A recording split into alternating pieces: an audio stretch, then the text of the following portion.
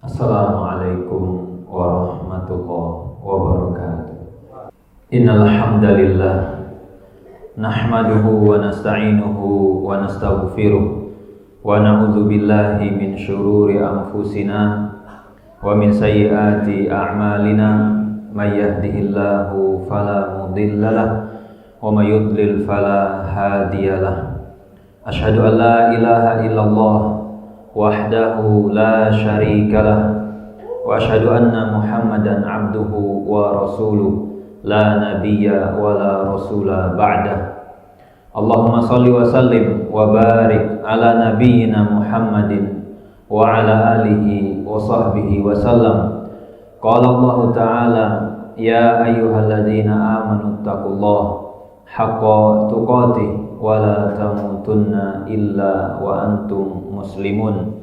Faya ibadallah usi nafsi wa iyyakum bitaqwallah faqad fazal muttaqun.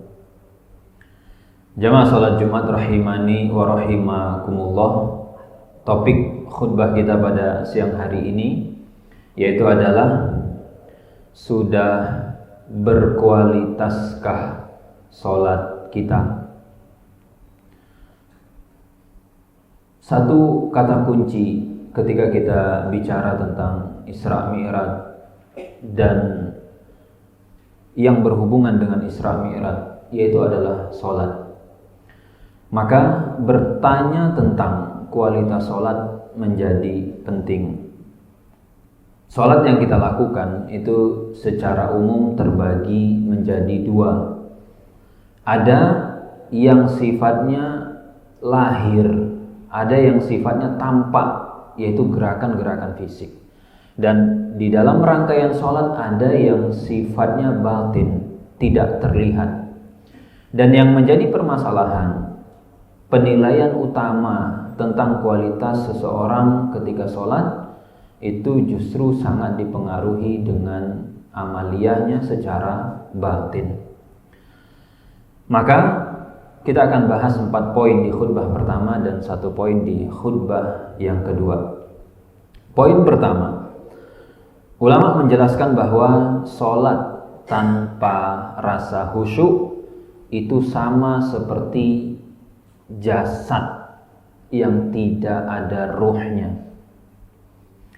Sehingga ketika kita melakukan sholat, tapi sholat kita kehilangan kehusyuan, maka itu seperti badan yang sudah tidak ada ruhnya lagi. Sehingga dia menjadi tidak bernilai, dia menjadi tidak berkualitas. Dan Rasul sallallahu alaihi wasallam ketika menyampaikan tentang salat, Allahumma laka raka'tu wa bika amantu wa laka aslamtu khasyi'alaka sam'i wa basari. Jadi bukan hanya aktivitas fisik, tapi Rasul juga menyebutkan aktivitas non fisiknya juga hadir ketika sholat. Dan bahkan itu termasuk permintaan Rasul. Beliau berdoa, Allahumma inni a'udzubika min ilmin la yanfa. Ya Allah, jauhkan aku dari ilmu yang tidak bermanfaat, wa min qalbin la yakhsha. Dan tolong jauhkan aku dari hati yang tidak khusyuk ketika sholat. Sehingga kita butuh berdoa supaya kita bisa sholat dengan khusyuk, karena kita pengen sholat yang berkualitas. Itu poin 1. Jadi sholat tanpa rasa khusyuk itu sama seperti badan yang sudah tidak memiliki ruh. Poin yang kedua, Allah subhanahu wa ta'ala melarang kita sholat dalam kondisi mabuk. Allah berfirman, ya ayyuhalladzina amanu la taqrabus sholah wa antum sukara. Ketika bicara tentang pelarangan homer, di awal-awal disebutkan janganlah kalian sholat dalam kondisi terpengaruh oleh alkohol, dalam kondisi mabuk. Dan sholat itu 5 kali, sehingga itu awal-awal melarang homer supaya orang sulit mendapatkan momen untuk mabuk, karena sholat tidak boleh dalam kondisi mabuk. Cuman ulama ketika membawakan ayat ini dan dihubungkan dengan rasa khusyuk, di ayat tadi disebutkan hatta ta'lamu ma taqulun. Kenapa orang mabuk tidak boleh sholat? Karena dia tidak sadar dengan apa yang dia lakukan dan dia ucapkan. Dan ulama menegaskan, wa ba'dunal yaum, sebagian orang di kalangan kita, mereka ketika sholat tidak mabuk dengan khamar, tapi mereka mabuk dengan urusan-urusan dunia mereka, mereka mabuk dengan urusan-urusan syahwat mereka. Sehingga pada saat hadir menghadap Allah Azza wa Jalla, dia masih dalam kondisi terkontaminasi, dalam kondisi terpengaruh oleh urusan-urusan dunia. Sehingga ketika sholat tidak lagi sadar dengan apa yang diucap, tidak lagi sadar dengan apa yang dilakukan. Maka mari kita sholat dalam kondisi sadar, tidak mabuk. Kemudian poin yang ketiga, ketika bicara khusyuk itu seperti ruh. Dan kemudian di poin yang kedua tadi, jangan sholat dalam kondisi mabuk, itu berpengaruh terhadap poin yang ketiga. Karena aktivitas sholat yang kita kerjakan itu goalnya, tujuannya adalah agar dia punya poin, ada penilaian di sisi Allah, sehingga nanti berpengaruh terhadap kredit atau tambahan saldo kebaikan. Karena ketika kita melakukan aktivitas, tapi aktivitas itu tidak mendapatkan poin, tidak mendapatkan nilai, akhirnya kita hanya capek. Maka di poin ketiga, Rasul Shallallahu Alaihi Wasallam itu mengabarkan innar rajula, bahwasanya ada orang sholat yang menjadi poin adalah wa ma kutiba lahu.